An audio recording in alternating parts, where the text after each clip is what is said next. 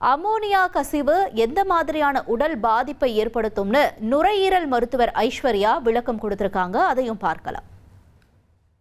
வணக்கம், நான் டாக்டர் ஐஸ்வர்யா, நுரையீரல் நிபுணர் at doctor Rela institute and medical centre. இப்போ ரீசெண்டாக நடந்த அந்த அமோனியா கேஸ் லீக்கேஜ்னால திருவள்ளூர் டிஸ்ட்ரிக்டில் நிறைய பேருக்கு சீரியஸான நுரையீரல் பிரச்சனைகளும் அண்ட் உயிரிழப்பும் பார்த்துட்ருக்கோம். இது எதனால அப்படின்னு பார்த்தீங்கன்னா, அமோனியா காற்றுங்கிறது ஒரு பயங்கரமான இரிட்டன்ட். அதுவும் அது பெரிய வால்யூமில் சுவாசிக்கும் போது என்ன ஆகும் அப்படின்னா, மூக்குலேயும் நுரையீரலுக்கு போகிற பாதையிலையும் பயங்கரமான இரிட்டேஷன் ஏற்படும். அதனால தான் இதில் அஃபெக்ட் ஆன நிறைய பேர் மூக்குல ரத்தமோ வாயில ரத்தமோ இனிஷியலா பிரசன்ட் பண்ணியிருக்காங்க. அதுக்கப்புறம் நிறைய பேருக்கு மூச்சு முட்டுற மாதிரி இருந்து ஹாஸ்பிட்டல் கூட்டிட்டு போற மாதிரி ஆயிருக்கு. இது எதனால அப்படின்னு பாத்தீங்கன்னா, அமோனியா பிராங்கோஸ்பாசம் அப்படின்ற ஒரு விஷயத்த காஸ் பண்ணும். ஸோ பிராங்கோஸ்பாசம் அப்படிங்கிறது என்னன்னா, நுரையீரலுக்கு போற டியூப் தடிச்சு போயிடும். அதனால காத்து உள்ள போகாது. இதனால நிறைய பேர் சஃபகேட் ஆயிருப்பாங்க.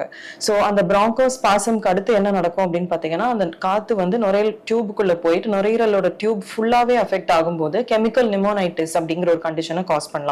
சோ அந்த கெமிக்கல் நிமோனைட்டிஸ் அப்படிங்கிறது என்னன்னா, ஒரு நிமோனியா மாதிரியான கண்டிஷன். அது எதனால வந்துச்சுன்னா, இந்த சுவாசிக்கிற பாத்வே ஃபுல்லா இருக்கிற அந்த டியூப்ஸ் எல்லாமே இந்த கெமிக்கல்னால பயங்கரமா இரிட்டேஷன் ஆகி அதுல இருந்து வாட்டர் மாதிரியான ஒரு செக்ரேஷன் காஸ் பண்ணி அக்யூட் பல்மரி எடிமா அப்படிங்கிற ஒரு கண்டிஷனை கூட காஸ் பண்ண முடியும். அண்ட் இந்த மாதிரி சீரியஸா நடக்கும்போது பேஷண்ட்ஸ்க்கு டைப் 2 ரெஸ்பிரேட்டரி ஃபெயிலியர் ARDS மாதிரி கண்டிஷன்ஸ் வரும்.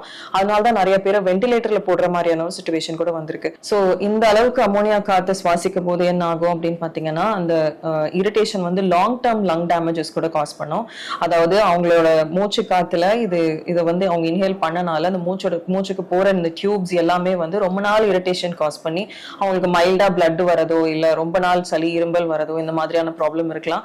அண்ட் மூச்சு விடுறதுக்குமே அவங்களுக்கு ரொம்ப நாள் கஷ்டம் இருக்கலாம். ஸோ இந்த மாதிரி ஒரு சிச்சுவேஷன்ல அமோனியா கேஸ் அவங்க இன்ஹேல் பண்ணும்போது இமீடியட்டா அந்த என்விரான்மெண்ட்ல இருந்து அவங்களை வெளியே எடுக்கணும். அவங்களுக்கு இமீடியட்டா செயற்கை ஆக்சிஜன் கொடுக்கணும். சிலருக்கு வென்டிலேட்டர் அளவு கூட தேவைப்படலாம். ஸோ இது நுரையீரல் மட்டும் இல்ல, இந்த கேஸ் ஹை டோசேஜ்ல இன்ஹேல் பண்ணும்போது கண்ணு ரொம்ப இரிட்டேஷன் காஸ் பண்ணும், கன்ஜங்டைவல் டேமேஜஸ் காஸ் பண்ணும். அண்ட் நிறைய பேருக்கு கிட்னி இன்ஜுரிஸ் வரலாம். அண்ட் இதை லார்ஜ் குவான்டிட்டியில இன்ஹேல் பண்ணும்போது அந்த ஹைபாக்சிக் டேமேஜ், அதாவது காத்து உள்ள போகாதனால படப்படப்பு ஏற்பட்டு ஹார்ட்டுக்கு டேமேஜஸ் வரலாம். அண்ட் ஹைப்போடென்ஷன், லோ பிபி அப்படின்ற சிச்சுவேஷன்ஸ் வரலாம். அண்ட் நிறைய நியூரலாஜிக்கல் காம்ப்ளிகேஷன்ஸ், அதாவது டிசினஸ் அண்ட் சிலருக்கு முன்னாடியே சீஜர் இருக்கிற தன்மை இருந்தது, அவங்களுக்கு சீஜர்ஸ் வரலாம். ஸோ இந்த மாதிரி நிறைய ஹார்ம்ஃபுல் எஃபெக்ட்ஸ் இந்த large dose of ammonia inhale பண்ணும்போது நடக்கும். இனி செல்லும் இடமெல்லாம் செய்தி. தந்தி டிவியின் வாட்ஸ்அப் சேனலை ஃபாலோ பண்ணினா செல்ல இருக்கும் இடமெல்லாம் செய்தி.